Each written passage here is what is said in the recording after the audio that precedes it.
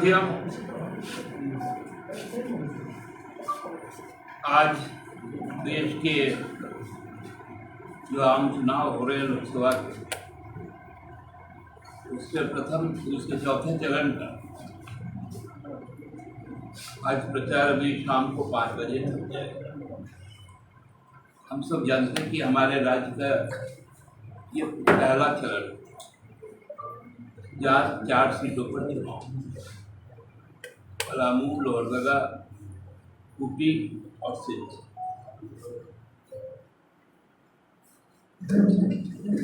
Party के लोग, जो इंडियन गठबंधन के लोग हैं, इंडिया ब्लॉक, यहाँ से 2 सीटों पर भारतीय राष्ट्रीय कांग्रेस लड़ रही है। 1 सीट हमारी प्रिय पार्टी झारखंड मुक्ति मोर्चा के पास है और 1 सीट पलामू राष्ट्रीय जनता दल के पास। इन चारों जगहों पर सीधा चुनावी संघर्ष हमारा भारतीय जनता पार्टी के साथ। संयोग से ये चारों सीटें प्रथम चरण की आरक्षित सीटें, जिसमें 3 जनजाति आरक्षित है, एक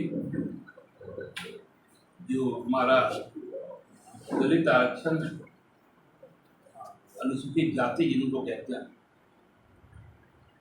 उनका सीट पलामू। हमको लगता है कि बहुत बड़ा संकेत अगले सोमवार को आपको मिलेंगे, जहां यह तय हो जाएगा कि 14 में 4 स्पष्ट तौर पर इंडिया के पक्ष में आएगा और भाजपा का सफाया। मैं इस बात को इसलिए कह रहा हूं कि कल देश के गृह मंत्री और भाजपा के स्टार प्रचारक अमित शाह जी का खूंटी में जनसभा है। मुझे लगता है कि यहाँ पर जो उपस्थित है उसमें आधे से ज्यादा लोग उस जनसभा को कवर करने गए,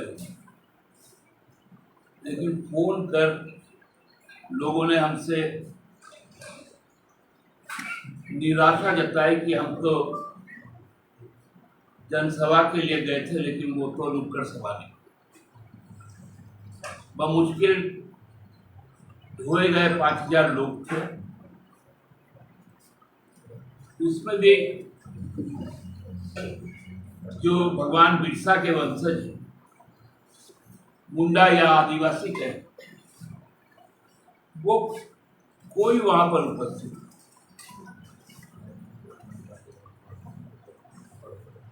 पिछले भी लोकसभा में यही हाल चक्रधरपुर हुआ और नतीजा सामने आ गया। इस बार भी हमको लगता है कि अमित शाह हम लोगों के लिए वरदान ही है। जब वो जहां जहां आएंगे वहां 2-4 हजार लोग जुटेगा और भाजपा उस सीट को बड़े अंतराल से हारेगी।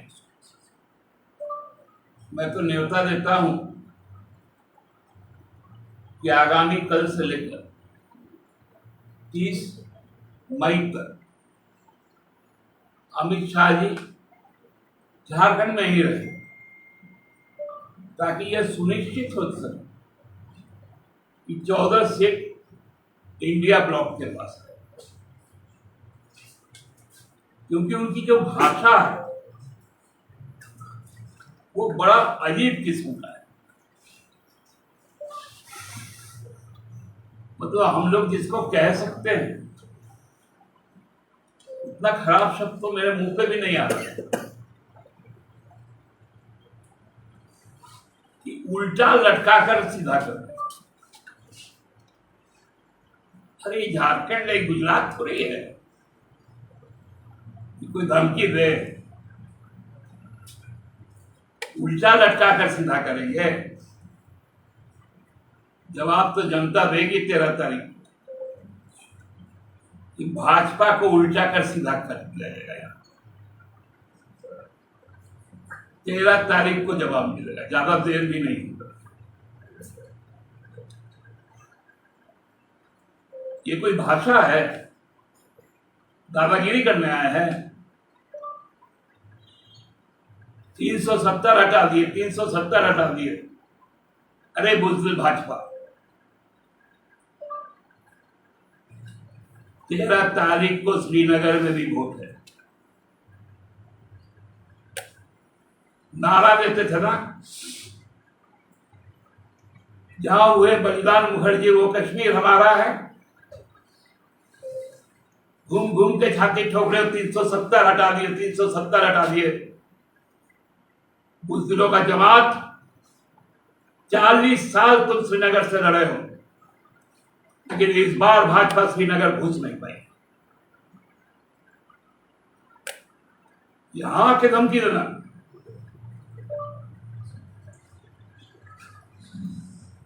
वहां पीडीपी और नेशनल कॉन्फ्रेंस चुनाव लड़ रही है। पहली बार भाजपा वहां से चुनाव नहीं लड़ रही।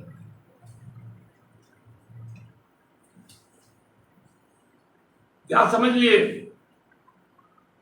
झारखंड के लोग सीधे हैं। अरे वो बिरसा का भूमि है, वो अंग्रेज से लड़ा हुआ है। ये गुजरात नहीं है। खदेड़ दिए जाओगे, खदेड़ दिए जाओगे। 2024 है हिम्मत तो कश्मीर में विधानसभा का चुनाव करके दिखवाओ। हर चीज में केवल गिलर भक्ति देना, भाषा को संयमित रखना। वो तो बहुत शुक्र मनाइए कि वहां कोई आदिवासी उपस्थित नहीं था। ये कोई भाषा होता है क्या? आपकी नानी भी नहीं आके कुछ कर पाई। अगर लड़ना है इंडिया से लड़ो ना, लड़ना है तो मुद्दों पे लड़ो ना। मुद्दों पे तो बात करेंगे नहीं। अर्धसैनिक बल के मंत्री बन गए तो सोचे धमका के चले। क्यों नहीं गए श्रीनगर? अमित शाह जी जवाब दीजिए। केवल और केवल भयादोहन और फाइनेंस मिनिस्टर यहां पर आती है, लैंड स्कैम के आरोपी, वो भी सेना का जमीन का, उससे डील करती है। पेपर का आदान प्रदान होता है, होटल में अकेले में मुलाकात होती है। एक और जमीन कारोबारी से होती है जो जेल खट के आ चुका है, लेकिन चुनाव आयोग इस पर संज्ञान नहीं। आंकड़ा बता रहे हैं, बहुत तरीके से इस देश ने जो ठाना है और जो 13 तारीख का इस राज्य का पहला मतदान होगा और 1 जून को अंतिम मतदान होगा, वो मतदान तय कर देगा कि भाजपा शून्य तक चली जाएगी। और इसीलिए बौखलाहट है भाजपा के पीछे। आज मुझे जैसा मालूम चला कि फोन में आसाम के मुख्यमंत्री जी ने अपनी बात की, तो आसाम के मुख्यमंत्री जी जो घुसपैठिए कहते हैं, बोलिए बंगाल का मतुआ समुदाय बांग्लादेशी घुसपैठिया है कि नहीं? बोलिए उस समुदाय का केंद्रीय मंत्री शांतनु अधिकारी घुसपैठिया है कि नहीं? जवाब दीजिए हेमंत जी कि शांतनु चौधरी